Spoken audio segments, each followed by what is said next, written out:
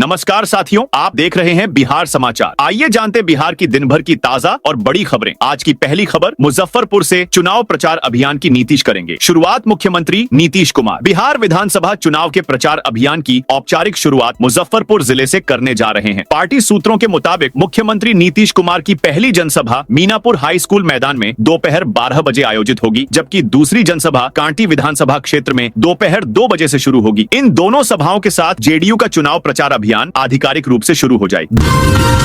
दीपावली की पूजा और उत्सव आज मनाया जाएगा। पंचांग के अनुसार दीपावली हर वर्ष कार्तिक मास के कृष्ण पक्ष की अमावस्या तिथि को मनाई जाती है। इस बार कार्तिक अमावस्या की तिथि आज दोपहर 3:44 से प्रारंभ होकर 21 अक्टूबर की शाम 5:55 तक रहेगी। ज्योतिष गणना के अनुसार 20 अक्टूबर को प्रदोष व्यापिनी अमावस्या का संयोग बन रहा है, जो शाम 3:44 से आरंभ होगा। मान्यता है कि यदि सायंकाल संध्या समय में प्रतिपदा तिथि प्रारंभ हो जाए तो उस दिन दीपावली नहीं मनाई जाती, क्योंकि प्रतिपदा में दीपावली का धार्मिक महत्व नहीं होता। इसी कारण इस वर्ष 20 अक्टूबर को ही दीपावली मनाया जाए।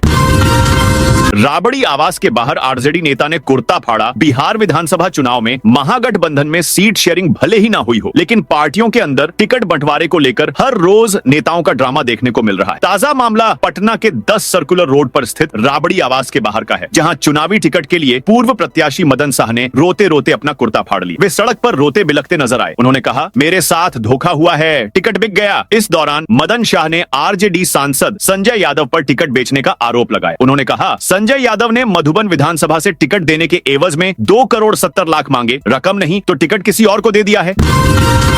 डॉक्टर अतुल कुमार ने बीजेपी से दिया इस्तीफा। मोतिहारी में बीजेपी के चिकित्सा प्रकोष्ठ के अध्यक्ष डॉक्टर अतुल कुमार ने पार्टी से इस्तीफा दे दिया है। उन्होंने जनसुराज में शामिल होकर मोतिहारी विधानसभा क्षेत्र से चुनाव लड़ने की घोषणा की। यह जानकारी उन्होंने टिकट मिलने के बाद पार्टी कार्यालय में आयोजित एक प्रेस कॉन्फ्रेंस में दी। डॉक्टर कुमार ने बीजेपी पर उपेक्षा का आरोप लगाया। उन्होंने कहा कि वे पिछले 15 वर्षों से पार्टी के लिए निस्वार्थ भाव से काम कर रहे थे, लेकिन उनकी बातों को कभी सुना नहीं गया। उन्होंने यह भी कहा कि पार्टी में केवल एक ही बात चलती है और उसे चुपचाप मानना पड़ता है, जिससे कार्यकर्ताओं की भावनाओं का दमन होता है। पीरपैंती से पूर्व विधायक रामविलास पासवान आरजेडी उम्मीदवार। भागलपुर के पीरपैंती विधानसभा सीट से आरजेडी ने अपने पुराने सिपाही पर भरोसा जताया है। पूर्व विधायक रामविलास पासवान को फिर से उम्मीदवार बनाया है। पार्टी की ओर से आधिकारिक घोषणा के बाद से समर्थकों में खुशी की लहर दौड़ गई। रामविलास पासवान 2015 से 2020 तक विधायक रह चुके हैं। मूल रूप से चन्नो गांव के रहने वाले। टिकट मिलने पर राष्ट्रीय अध्यक्ष लालू प्रसाद यादव, नेता प्रतिपक्ष तेजस्वी यादव और पार्टी के शीर्ष नेतृत्व का आभार जताया है। उन्होंने कहा कि पार्टी ने उन पर जो भरोसा जताया है उसे पूरी ईमानदारी से निभाने का प्रयास करेंगे, जनता की उम्मीदों पर खरा उतरेंगे।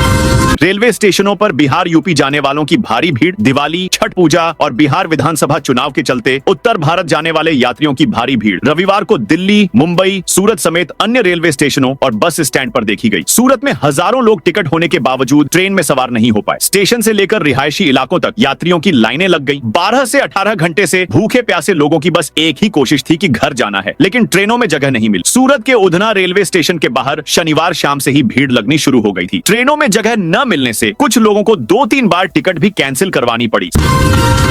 सारण में 24 उम्मीदवारों के नामांकन रद्द। बिहार विधानसभा चुनाव 2025 के लिए सारण जिले में नामांकन पत्रों की संवीक्षा प्रक्रिया शनिवार को शांतिपूर्ण ढंग से संपन्न हुई। जिले के 10 विधानसभा क्षेत्रों में कुल 133 उम्मीदवारों ने नामांकन दाखिल किए थे, जिनमें से 24 पर्चे रद्द कर दिए गए। संवीक्षा के बाद 109 उम्मीदवारों के नामांकन पत्र वैध पाए गए हैं। भारत निर्वाचन आयोग के कार्यक्रम के तहत यह प्रक्रिया निर्वाची पदाधिकारियों के कक्ष में आयोजित की गई, जहां आयोग द्वारा नियुक्त सामान्य प्रेक्षक भी मौजूद रहे। बेंगलुरु से पटना लौटे इंजीनियर का नहीं मिला। सुराग पटना एयरपोर्ट से 3 दिन पहले को सॉफ्टवेयर इंजीनियर वेणु चैतन्य गायब हुए थे। वे कहां हैं अब तक पता नहीं चला है। पुलिस उनकी खोजबीन में लगी हुई है। पिता अपने बेटे को लेकर काफी चिंतित हैं। पिता के अनुसार एयरपोर्ट से वेणु ने अपने जीजा से फोन पर बात की थी। जीजा को बताया था कि पटना एयरपोर्ट पर उतर गया हूं, यहां से गांधी मैदान जाऊंगा, वहां से बस 8:30 खुलेगी, उसी से घर शिवहर पहुंच जाऊंगा। धनतेरस पर 1 लाख करोड़ की खरीदारी, 60,000 करोड़ का सोना चांदी बिका। इस साल धनतेरस पर खरीदारी ने नया रिकॉर्ड बना दिया है। ऑल इंडिया ट्रेडर्स कॉन्फेडरेशन के मुताबिक धनतेरस पर भारतीयों ने करीब 1 लाख करोड़ रुपए खर्च किए। इसमें सोने चांदी की खरीदारी ने बड़ा रोल निभाया। CAIT ने शनिवार को बताया कि सिर्फ सोने चांदी की बिक्री 60,000 करोड़ रुपए की रही, जो पिछले साल से 25% ज्यादा है। धनतेरस हिंदू कैलेंडर के कार्तिक महीने की 13वीं तारीख को मनाया जाता है। इसे सोना, चांदी, बर्तन वगैरह खरीदने का शुभ मुहूर्त माना जाता है। ये चीजें समृद्धि का प्रतीक होती हैं। में 29,97,000 भारतीय और 64 लाख नेपाली रुपए बरामद। मधुबनी के जयनगर में सशस्त्र सीमा बल और पुलिस की संयुक्त टीम ने बड़ी कार्रवाई करते हुए भारी मात्रा में भारतीय और नेपाली मुद्रा जब्त की है। यह कार्रवाई एक मनी एक्सचेंजर के आवास पर की गई, जहां से 29,97,000 भारतीय रुपए और 64 लाख नेपाली रुपए बरामद हुए। 48वीं वाहिनी सशस्त्र सीमा बल जयनगर की जी कंपनी ने उप कमांडेंट विवेक ओझा के नेतृत्व में गुप्त सूचना के आधार पर यह छापेमारी की। सूचना मिली थी कि जयनगर रेलवे स्टेशन के पास रहने वाले राजकुमार पासवान, जो मनी एक्सचेंज का काम करते हैं, की आवास पर अवैध रूप से बड़ी मात्रा में मुद्रा रखी गई है।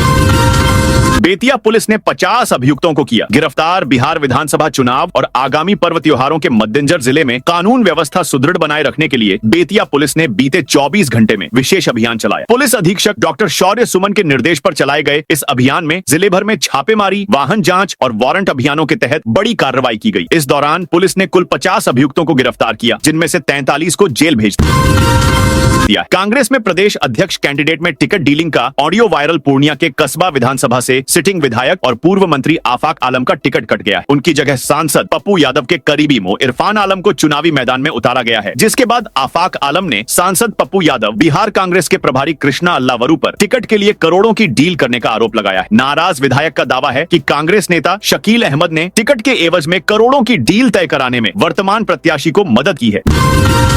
निर्दलीय चुनाव लड़ेंगी पवन सिंह की पत्नी ज्योति। भोजपुरी स्टार और अभिनेता पवन सिंह से चल रहे विवाद के बीच अब उनकी पत्नी ज्योति सिंह ने बिहार विधानसभा चुनाव 2025 में उतरने का ऐलान कर दिया है। सूत्रों के मुताबिक ज्योति सिंह काराकाट विधानसभा सीट से निर्दलीय उम्मीदवार के रूप में चुनाव लड़ने की तैयारी कर रही है। उनके समर्थकों में इस फैसले को लेकर खासा उत्साह देखा जा रहा है। ज्योति सिंह संभवतः सोमवार को नामांकन दाखिल कर सकती है।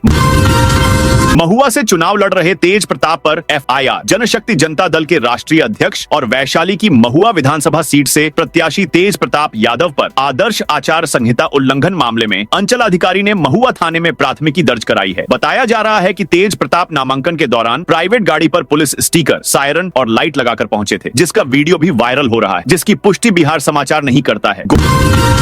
गोपालगंज में साइबर ठगी गिरोह का खुलासा, 1 करोड़ बरामद। गोपालगंज पुलिस ने थावे थाना क्षेत्र के अमेठी खुर्द गांव में देर रात छापेमारी कर एक बड़े साइबर ठगी गिरोह का भंडाफोड़ किया है। पुलिस ने एक अपराधी के घर से 1,05,10,009 रुपए नकद सहित भारी मात्रा में आपत्तिजनक दस्तावेज और अन्य सामान बरामद किए हैं। इस दौरान 2 आरोपियों को भी हिरासत में लिया गया है। बढ़िया में वाहन जांच के दौरान 1 लाख रुपए बरामद। लखीसराय में बिहार विधानसभा चुनाव 2025 के मद्देनजर वाहन जांच और सर्च अभियान के दौरान बढ़िया के बाहपुल में एक वाहन से 1 लाख रुपए नकद बरामद किए गए। बरामद राशि के संबंध में कोई संतोषजनक जवाब या वैध दस्तावेज प्रस्तुत नहीं किए जाने के कारण इसे आदर्श आचार संहिता का उल्लंघन माना गया। प्रशासन ने यह राशि फ्लाइंग स्क्वाड मजिस्ट्रेट के समक्ष जमा कर जांच शुरू कर दी।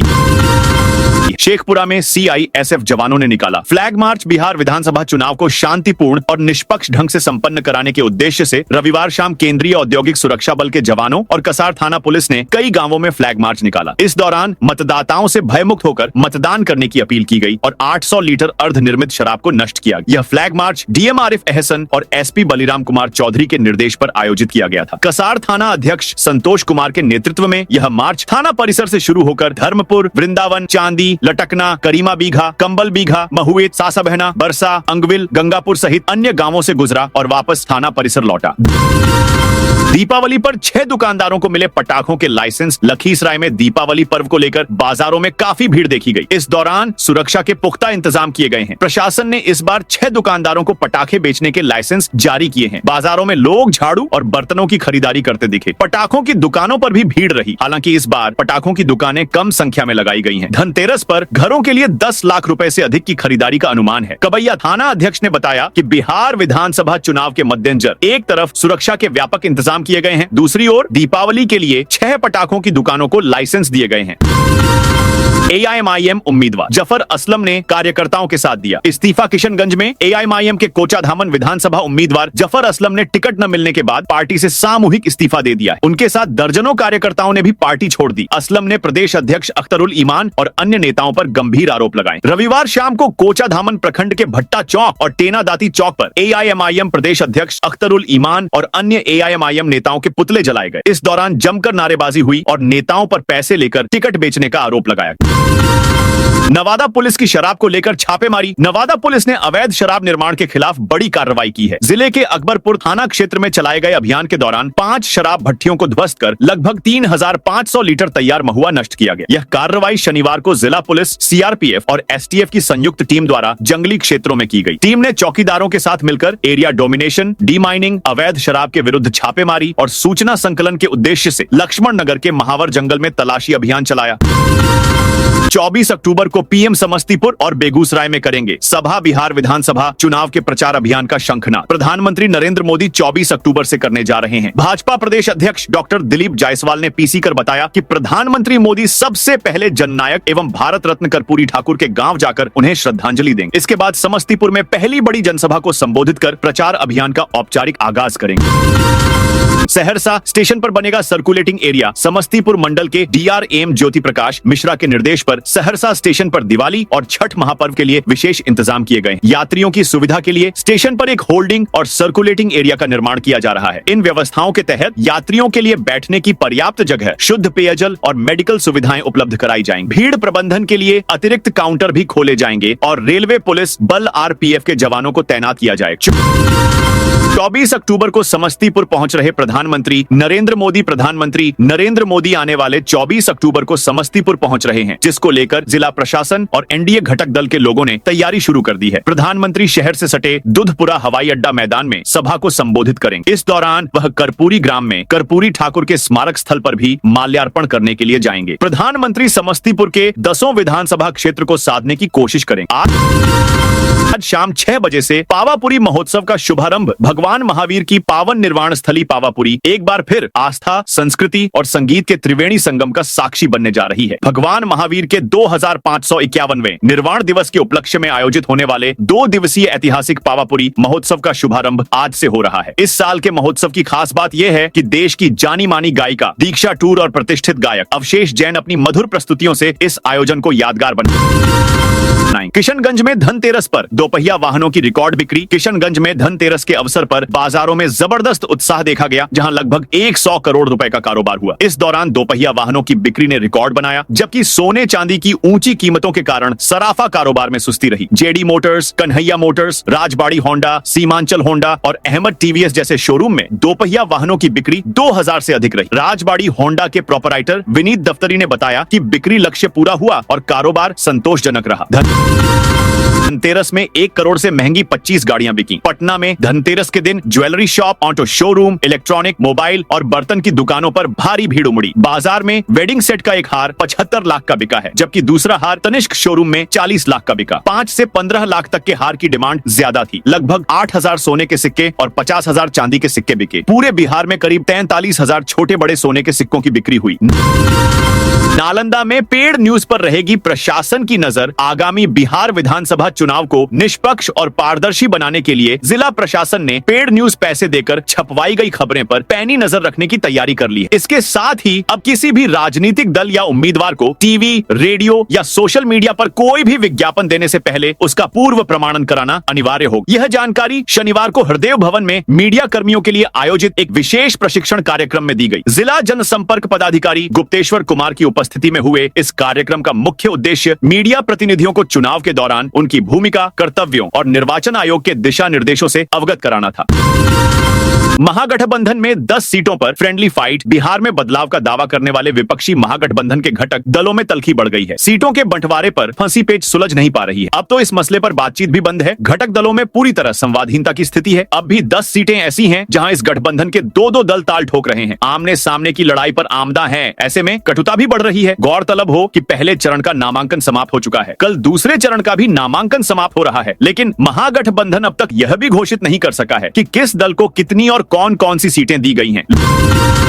लुधियाना में कारोबारी के घर 15 राउंड फायरिंग। पंजाब के लुधियाना में बाइक सवार बदमाशों ने एक रियल एस्टेट कारोबारी के घर पर फायरिंग कर दी। गोलियां लगने से बालकनी के शीशे टूट गए। मौके से एक पर्ची मिली है जिसमें कौशल चौधरी ग्रुप और 5 करोड़ लिखा हुआ है। कारोबारी नंदलाल ने इसकी शिकायत पुलिस को दी। सूचना मिलते ही सदर थाना पुलिस मौके पर पहुंची और इलाके की नाकेबंदी कर दी। पुलिस आसपास लगे सीसीटीवी फुटेज खंगाल रही है ताकि बदमाशों की पहचान कर जल्द गिरफ्तारी की जा सके। अभी फायरिंग करने वालों का सुराग नहीं लग पाया है। नंदलाल 2006 में सेना से सूबेदार पद से रिटायर हुए थे और अब लुधियाना में रियल एस्टेट का कारोबार करते हैं। उनके 2 बेटे हैं, जिनमें एक डॉक्टर और दूसरा बैंक मैनेजर। दोस्तों, यह थी आज बिहार की ताजा और बड़ी खबरें। जय हिंद, जय भारत।